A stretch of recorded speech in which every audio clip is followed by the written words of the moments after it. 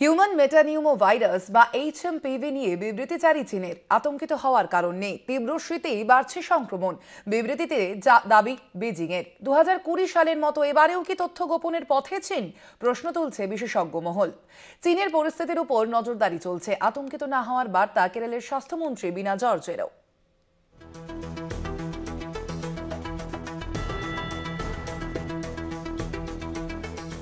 মাঝে 5 বছরের ব্রেক, নতুন বছরের শুরু হতে না হতেই কি ফিরতে চলেছে 2020 সেই কোভিড আতঙ্ক? আবারও লকডাউন, আবারও মৃত্যু। হিউম্যান মেটানিউমো ভাইরাস বা HMPV নিয়ে লম্বা হচ্ছে প্রশ্নমালা। HMPV-র ভয়াবহতা নিয়ে যখন বিভিন্ন মহলে আলোচনা তুঙ্গে, ঠিক সেই সময়ই বিবৃতি প্রকাশ করল বেজিং। এই সংক্রমণের জন্য তীব্র ঠান্ডাকেই দায়ী করেছে চীন। চীনের বিদেশ মন্ত্রকের বিবৃতিতে উল্লেখ, কোনো বিপদ নেই, ভয়েরও কোনো কারণ নেই। এই ভাইরাস মারাত্মক নয়, শীতকালে শ্বাসযন্ত্রে সংক্রমণের প্রকোপ বাড়ে। সরকার পুরো বিষয়টির উপর নজরদারি চালাচ্ছে, অযথা আতঙ্কিত হওয়ার কারণ নেই।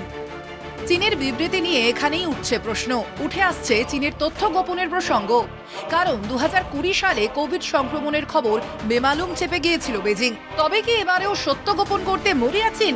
যদিও বিষয়টি প্রকাশ্যে আসতেই HMPV-র সংক্রমণ নিয়ে আতঙ্কিত না হওয়ার বার্তা দিয়েছেন ভারতের ডিরেক্টরেট জেনারেল অফ হেলথ সার্ভিসেসের আধিকারিক ডক্টর অতুল গয়ালো।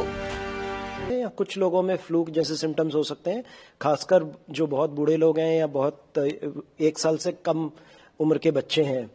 लेकिन ऐसी कोई सीरियस बीमारी नहीं है जिससे चिंता करने की जरूरत है।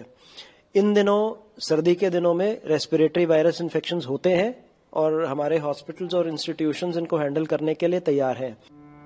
সূত্র বলছে, চীনের হাসপাতালগুলিতে HMPV রোগে আক্রান্তের সংখ্যা অনেকটাই বেশি।